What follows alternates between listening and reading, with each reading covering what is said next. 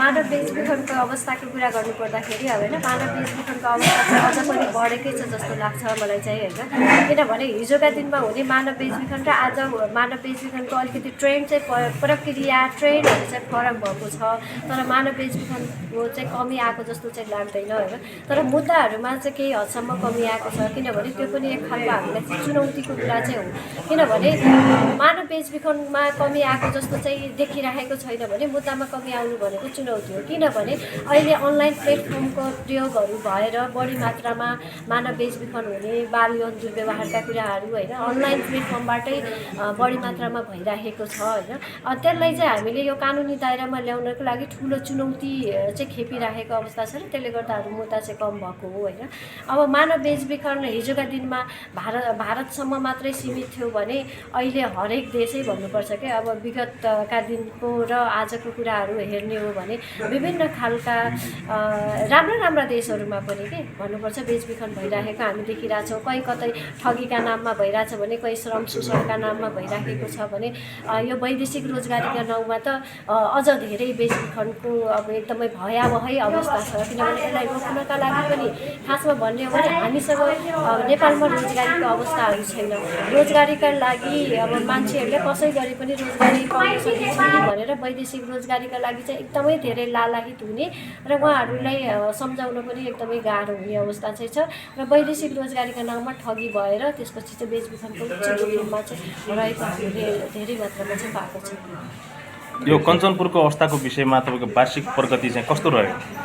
कञ्चनपुरको हकमा कुरा गर्नुपर्दाखेरि जस्तो अब यो नाकाबाट हामीले 2025को कुरा गर्ने भने 209 जना महिला बालबालिकाहरू जुन मानव बेचबिखनको उच्च जोखिममा रहेको अवस्थाबाट हामीले उद्धार गरेका थियौँ होइन नाकाबाट। अब त्यसमा 100 जना महिला बालबालिकाहरू कञ्चनपुरको मात्रै रहेको छ भने आधाभन्दा बढी नै भन्नुपर्छ होइन।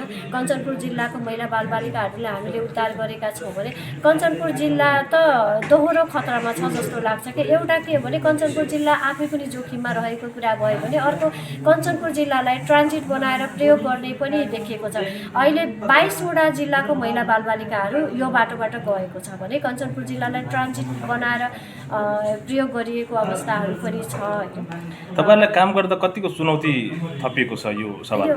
अब मानव बेचबिखन जस्तो जघन्य अपराधका विरुद्ध काम गर्नु त आफैमा पनि चुनौतीको कुरा हो। किनभने यसमा लाग्ने जुन अन्तर्राष्ट्रिय सङ्गठनहरू नै भनौँ न अन्तर्राष्ट्रिय रूपले नै सञ्जालहरू चाहिँ फैलिरहेको छ आपराधिक सञ्जालहरू भनेपछि हामीलाई काम गर्न एक खालको ठुलो चुनौती चाहिँ यो मानव बेचबिखन जस्तो अपराधैको विरुद्धै लाग्नु नै एउटा ठुलो चुनौती हो भने अर्को भनेको अब कञ्चनपुर जिल्लाको हकमा कुरा गर्नुपर्दा खुला सिमाना छ।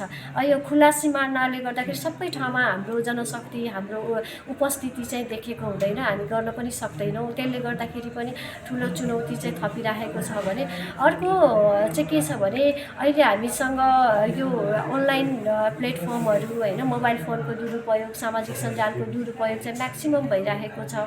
योले गर्दाखेरि पनि अब हामीले ठ्याक्कै यो जबसम्म बेचबिखन हुँदैन तबसम्म बेचबिखन हो भनेर पहिल्याउन पनि अलिकति गाह्रो र अनलाइनबाट दलालहरूलाई फकाउन पनि सजिलो। कञ्चनपुरका कतिवटा सीमा क्षेत्रमा तपाईँहरूले चाहिँ काम गरिरहनु भएको छ? हामी माइती नेपालले चाहिँ कञ्चनपुरको मुख्य नाका गड्डा चौकीमा बसेर काम गर्छौँ भने दोधारा चाँदनीको 2 वटा नाकामा चाहिँ बसेर काम नाका भन्दा पनि दोधारा चाँदनीको जुलङ्गे पुल पारिपट्टि सूचना तथा परामर्श केन्द्र खडा गरेछ। त्यस्तै गरेर अहिले अब नवनिर्मितै भन्नुपर्छ 4 लाइनको जुन 4 लाइनको पक्की पुल बनेको छ त्यसको पारिपट्टि पनि सूचना तथा परामर्श केन्द्र खडा गरेर हामीले काम गरिरहेका छौँ। Thank you.